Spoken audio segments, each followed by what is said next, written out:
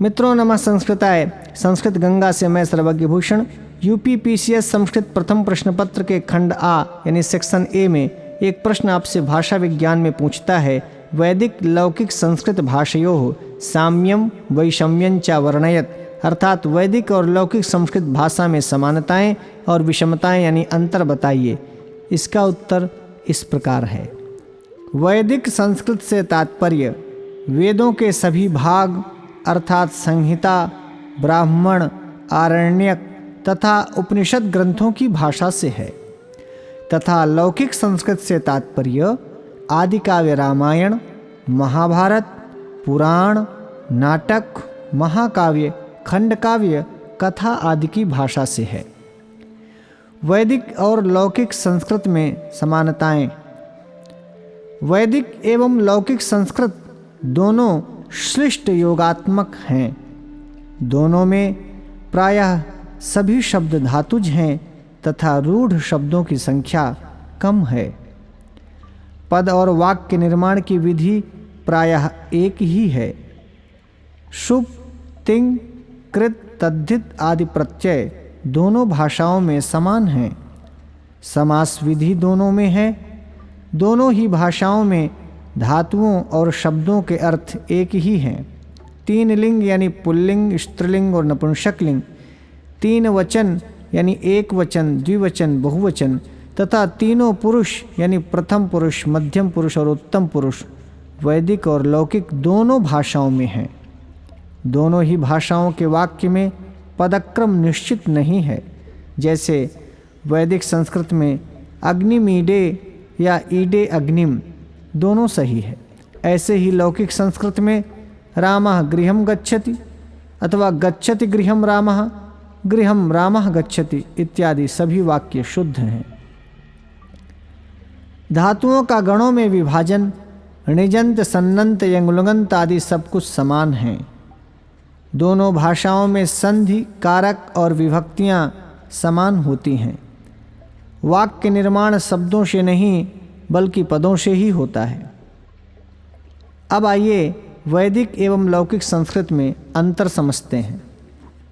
पहला अंतर, वैदिक ध्वनियों में ढ, ढह, जिह्वा मूलीय तथा उपधमानी ध्वनियाँ थीं, जबकि लौकिक संस्कृत में अब ये नहीं रहीं। दूसरा अंतर है, लकारों में लेट लकार था, जबकि लौकिक संस्कृत में इसका अभाव है। जैसे दा धातु में ददाति के स्थान में दाति प्रयोग तथा भवत के स्थान पर भवाति का प्रयोग लेट लकार में होता था, जो हमें वैदिक संस्कृत में दिखता था, लेकिन अब लौकिक संस्कृत में इसका अभाव है।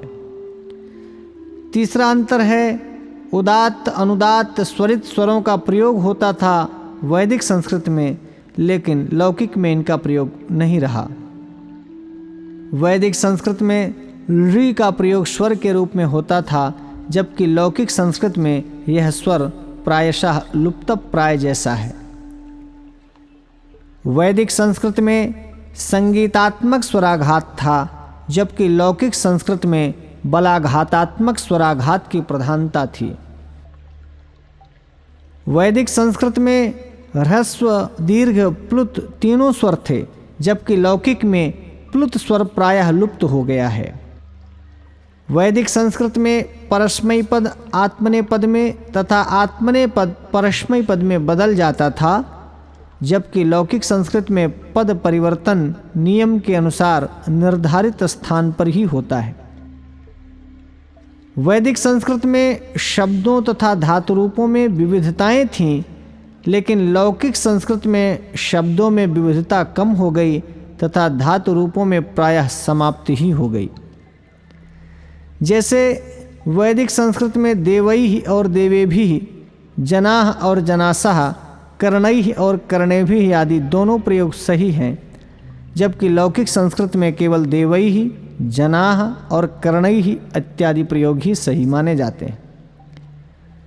पुरुष, वचन, विकरण तथा लकार इत्यादि में परिवर्तन था, जबकि लौकिक संस्कृत में इनका सर्वथा अभाव हो गया। वैदिक संस्कृत में भूतकालवाची लंग, लुंग लकारों में अट का आगम अनिवार्य नहीं था, जबकि लौकिक संस्कृत में अनिवार्य है। वैदिक संस्कृत में तुमुन के अर्थों में अनेक प्रत्यय थे, जैसे से, सेन, असे, असेन, से, कसेन, अध्यय, अध्ययन आदि, जबकि लौकिक संस्कृत में तुमुन प्रत्यय ही केवल शेष बचा। वैदिक संस्कृत में संधि कार्य इच्छानुसार होता था, जबकि लौकिक संस्कृत में संधि कार्य आवश्यक है। संहितैक पदे नित्या धातुपसर्गयोः नित्या समासे वाक्ये तु सा विवक्षाम अपेक्षते। वैदिक संस्कृत में ईम, सीम, वै आदि निपात थे, जबकि लौकिक में ये लुप्त हो गए, जैसे ओम, उशन, हवै, वाजस्रवसः सर्ववेदसं ददौ। वेदों में उपसर्गों का प्रयोग धातु से पृथक स्वतंत्र रूप से हो सकता था, जबकि लौकिक संस्कृत में ये केवल धातु के साथ ही प्रयोग होने लगे, जैसे आनो भद्राः क्रतवो यन्तु विश्वतः। इस वैदिक वाक्य में आंग उपसर्ग का प्रयोग स्वतंत्र रूप से हुआ है। वैदिक संस्कृत में अक्तु, अर्जुनी, श्वेत्या, गमा, जमा आदि शब्द थे, जबकि लौकिक में ये शब्द लुप्त हो गए। वैदिक संस्कृत में कुछ धातुएं जैसे अच, अम, क्षद, जिन्व, ध्रज आदि धातुएं होती थीं, लेकिन लौकिक संस्कृत में ये धातुएं अप्रयुक्त हो गईं। वैदिक संस्कृत में कुछ शब्दों का अर्थ लौकिक संस्कृत में पूर्णतः परिवर्तित हो गया, जैसे शब्द है अरि, वैदिक संस्कृत में इसका अर्थ ईश्वर और धार्मिक था, और लौकिक संस्कृत में अरि शब्द का अर्थ शत्रु हो गया। अराति शब्द, इसका वैदिक संस्कृत में अर्थ कृपणता था, अब लौकिक संस्कृत में अराति का अर्थ शत्रु हो गया। क्षिति शब्द का अर्थ वैदिक संस्कृत में निवास स्थान या बस्ती हुआ करता था, लौकिक संस्कृत में क्षिति का अर्थ पृथ्वी हो गया। वैदिक संस्कृत में ना शब्द जैसे और नहीं दोनों अर्थों में था, और लौकिक संस्कृत में ना का अर्थ केवल नहीं हो गया। वैदिक संस्कृत में वध शब्द का अर्थ भयानक शस्त्र, और लौकिक संस्कृत में हत्या या मारना अर्थ हो गया।